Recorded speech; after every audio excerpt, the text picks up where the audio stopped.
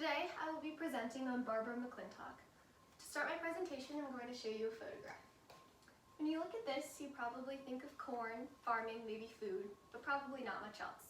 When McClintock sees this, she sees her life's work. McClintock was a scientist who single-handedly revolutionized the field of genetics, and her secret weapon, corn.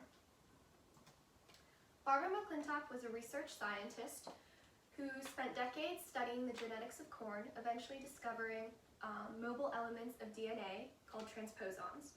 Her work has implications in the field of epigenetics, cancer, and immunology research ongoing today.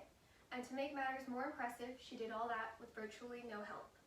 In preparation for this speech, I've spent my time researching aspects of McClintock's life and her work. As someone going into research myself, I take inspiration from her story, and I hope you do as well. While her work is fascinating, I'm going to spend today telling you about the journey that she took to becoming one of the most important women in science. First, I'm going to talk to you about the hardships that she faced from the very beginning. Then I'm going to talk a little bit about her research and the resistance she faced from the scientific community. And finally, I'm going to talk about how McClintock and her research finally got the recognition they deserved. But before her research was winning awards, she had to fight for every opportunity she got, and that's where her story begins. From an early age, McClintock never fit the typical image of a girl of her time, and she learned to fight for what she wanted.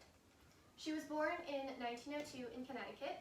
After graduating high school, she applied to and was accepted into Cornell's College of Agriculture.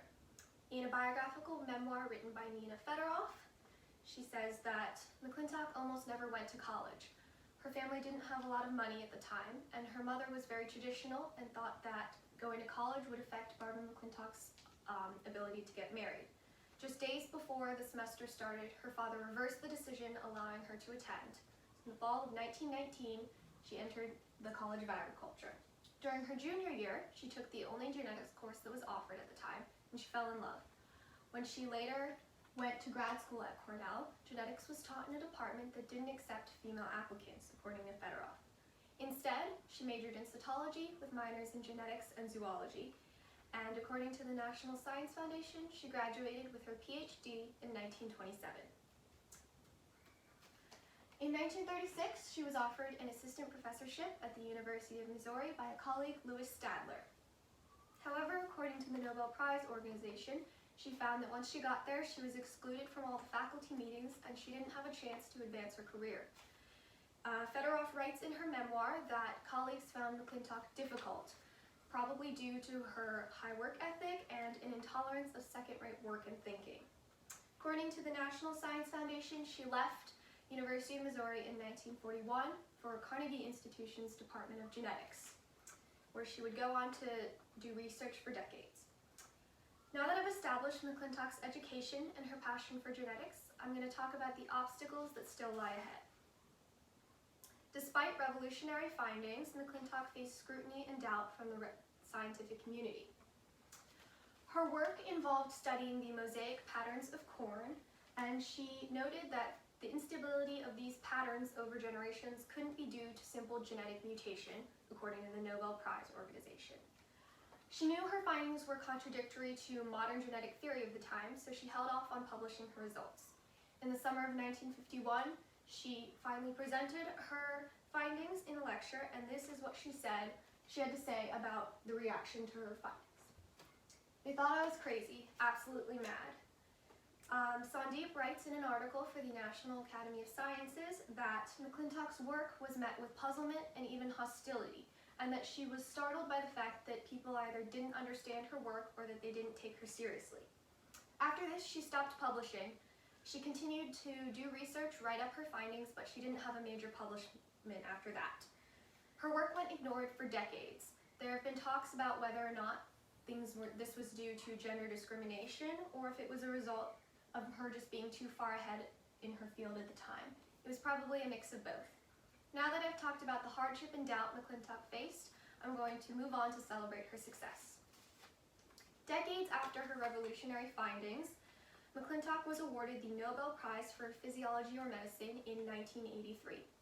Something that led to this was emerging technologies in the 1970s that started to confirm the theories she knew all along, according to the National Science Foundation.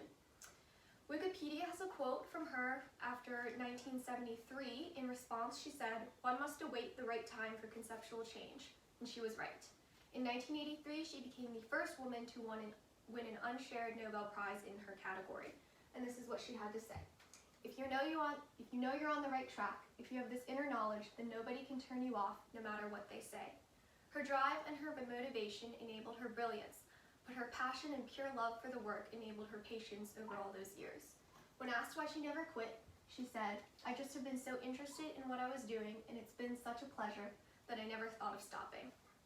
We've now reached the end of her story, so let's review all that Barbara McClintock had endured to get to her happy ending.